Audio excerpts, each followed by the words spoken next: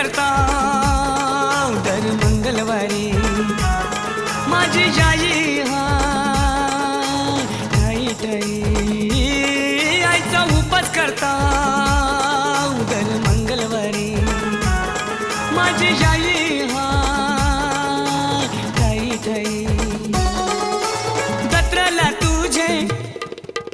येवासाठी जत्रेला तुझे येवासाठी पोरांना येईन मी जोखाला पावन झाली तू भक्ताना पावली जागरी कोल्याना पावन झाली तू भक्ताना पावली जागरी को